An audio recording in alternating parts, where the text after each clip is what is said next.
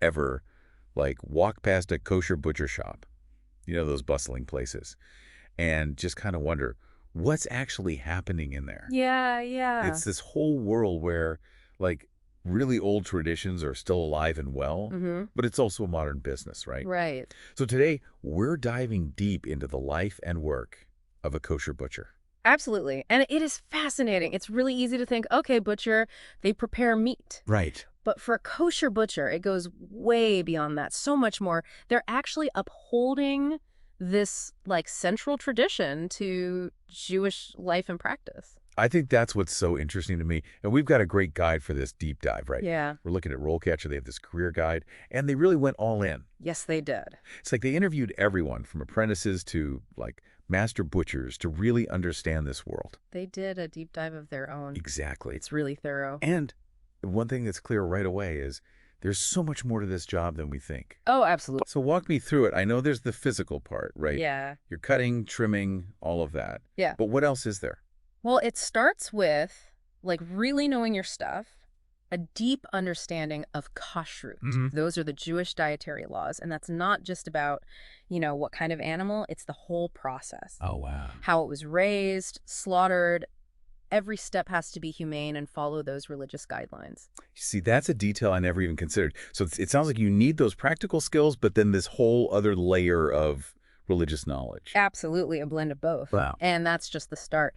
What I really like is RoleCatcher. They break down the career path of a kosher butcher. Oh. So you can see the progression. Like starting at the entry level, you're basically an apprentice, learning the ropes, Right. absorbing those traditions and practices we were talking about. So it's not even just learning how to handle a knife. It's like this whole cultural experience. It really is. And as you move up to junior butcher, that's when those hands-on skills really come in. Okay, so you're more independent at that point. Yeah, you're cutting, boning meat on your own, maybe helping with ordering, inspections, taking on a lot more responsibility. It's like a real journey to becoming a master. Definitely. And one thing I love is how RoleCatcher uses quotes from actual butchers. Yeah. Like at those different stages. Yeah. He makes it so real. Yeah. You get a feel for what they're passionate about, the tough parts of the job. Oh, definitely. Those quotes stuck with me too. Yeah. Anything in particular? Yeah, there was this one from a junior butcher. They said, I have gained experience in ordering and inspecting meat supplies, ensuring their quality and adherence to kosher standards. Mm-hmm. And I thought that was so interesting. It really highlighted that balance they have to strike, honoring tradition, but also the business side of things. Oh, for sure. I mean, running a butcher shop, kosher or not, there's a lot of, like, entrepreneurship there too, right? You got to manage inventory. You've got customers to keep happy. Exactly. And RoleCatcher even points out a lot of kosher butchers, their dream is to open their own shops one day. Oh. So it can be a job, sure, but it's also a path to creating something of your own. I love that. Okay, so we've got tradition, knife skills, business smarts. What else? Any surprises from RoleCatcher? What are some must-have skills for someone who wants to be a kosher butcher?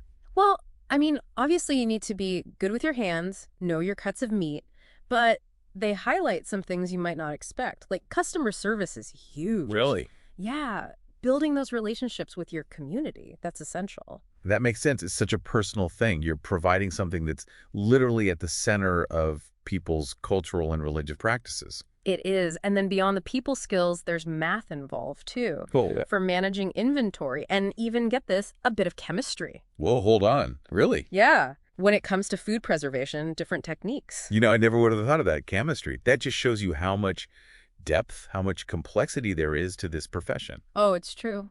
And speaking of complexity, something else RoleCatcher brought up that kind of blew my mind. Yeah, what's that? The kosher meat industry, Yeah. it's booming. Wow, really? Yeah. I did not know that. What's driving that? Is it like a global trend, do you think? It seems like it's a few things all happening at once. Like RoleCatcher mentioned this growing awareness of where our food comes from. Right. And this demand for, ethically sourced meat. And that actually lines up with a lot of the principles of kashrut in the first place. Oh, that's interesting. So it's kind of a natural fit. Yeah, that totally makes sense. People really care about that more and more these days, knowing where their food comes from. Absolutely. And on top of that, globally, the Jewish population is growing. Of course. So naturally, that means more demand for kosher products. Right, right. It's fascinating to see those trends sort of like converging. Yeah. But with that growth, I imagine there are like new challenges that come up too, you know? Yeah, definitely. Does RoleCatcher get into any of that? They do. They touch on some potential ethical dilemmas that pop up. Like, how do you balance that increasing demand with keeping those really high standards of animal welfare? That's something that's so important in kashrut. Yeah, absolutely. That's something I've been hearing more and more in general, just in the food industry, Mm-hmm. making sure those ethical practices are happening throughout like the whole supply chain. Yeah, it's tough. It's a lot to manage. Yeah, it is. And it's even trickier when you're dealing with specific religious and cultural needs on top of that. For sure. A lot of responsibility, for sure. Mm-hmm. Which makes me think about something I mentioned before, the technology side of things. I'm curious, like, how is tech playing a role for kosher butchers? Is it changing things? Well, RoleCatcher talked about that, how all those advancements in packaging and equipment, they can actually really streamline things, make Yeah. things more efficient, but still, they're doing it all within those kosher guidelines. So it's not about getting rid of tradition. It's like, how can tech support it even better? Exactly, finding that balance. And it's something a lot of industries are grappling with, right? How do you innovate? How do you keep moving forward, but also stay true to those core values, those practices that are so essential to what you do? It's a fascinating challenge.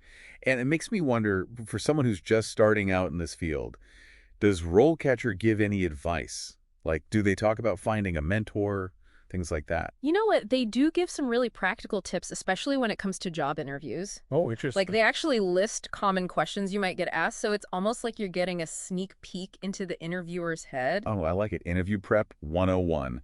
Okay, what kind of questions are we talking about here? So, for entry-level positions, they focus a lot on your basic understanding, your experience, like how familiar are you with different cuts of meat? Or tell me about your experience with, assisting with kosher slaughtering practices. So, getting right into it. Wow. Yeah, that's getting down to business. Yeah. What about for more experienced butchers? What do they need to be ready for? Right. So once you've got some experience under your belt, the questions get more into like management, problem solving, things like that. Makes sense. So they might ask something like, how do you make sure, absolutely sure, that all the meat products are prepared and sold according to kosher dietary laws? Or like, imagine a customer questions whether a product is really kosher. How would you handle that? Oh, wow. Yeah, those are tough questions.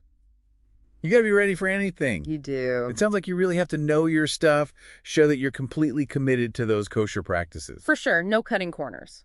Right. And for someone who wants to open their own shop one day, what then? Oh, yeah, then the questions would probably be all about the business side. Things like how would you manage the business? How would you do marketing within a Jewish community? How would you navigate all those food regulations?